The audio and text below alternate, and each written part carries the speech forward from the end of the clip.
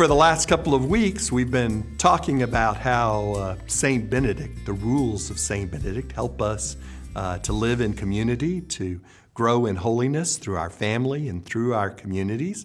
I hope last week you were able to pick up a copy of Father Dwight Longenecker's book, Saint Benedict for Busy Parents. We'll be offering them again after Mass this week. But in here, Father Dwight talks about the two Holy Trinities. The first Holy Trinity we talked about last week. That's the 3 vows that the monks took in St. Benedict's rules, those being obedience, stability, and conversion of life. This week we'll be looking at the second Holy Trinity, how the monks were expected to live their life, spend their time in prayer, study, and work. Prayer for St. Benedict wasn't just personal prayer, but it was communal prayer. It was liturgical prayer. It was calling the monks to come together 9 times a day and to pray together. You know, I know even in my own life, as we come together to do morning prayer here at church or even at Mass, right, that there's something special there that brings a bond. I've seen in the people that have come together and have joined us in morning prayer, a real bond start to form. And that's one of the reasons why it was so important to St. Benedict that his monks gathered throughout the day for prayer. Also, it's just important to pray throughout the day, right? To bring prayer into everything that you do. So St. Benedict really saw communal prayer as being so important throughout the day.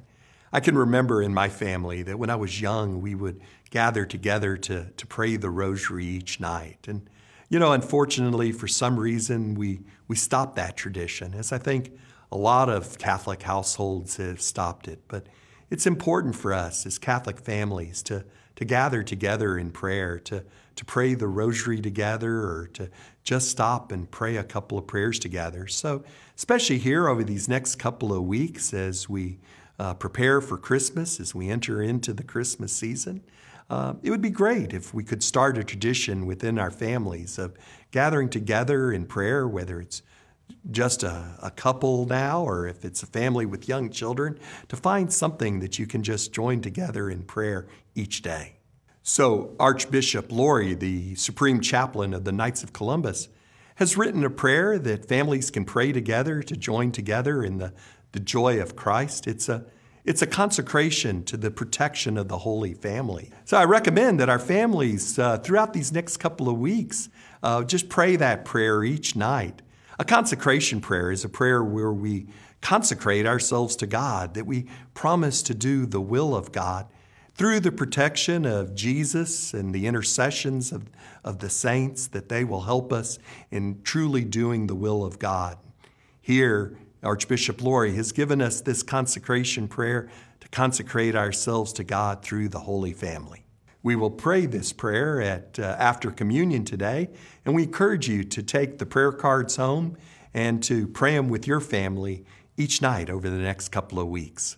So starting on December 17th, the Church prays what is known as the O Antiphons. As we mentioned, right, St. Benedict had his monks gather together 9 times to pray during the day. And one of those prayers were in the evening. And as part of evening prayer, pray the Magnificat. Still today, priests and religious pray evening prayer, and we always pray the Magnificat as part of that evening prayer. And starting on December 17th, the antiphon that we pray right before we pray the Magnificat will be one of these O Antiphons. We all know the O Antiphons because it's the hymn, O come, Emmanuel. It's the verses of that hymn. And so each day we pray a different O Antiphon.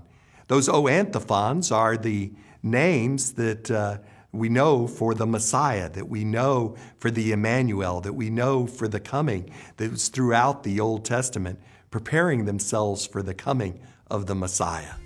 We have booklets available in the back of the church that you can pick up so that you can pray the O Antiphons with us starting December 17th. Another good thing for the families to gather around and just pray these O Antiphons, to pray the antiphons followed by the Magnificat. Besides the communal prayers, I said earlier, right, St. Benedict encouraged his monks to pray throughout the day in their work and in their study. And so next week, we'll talk more about prayer during our work and study.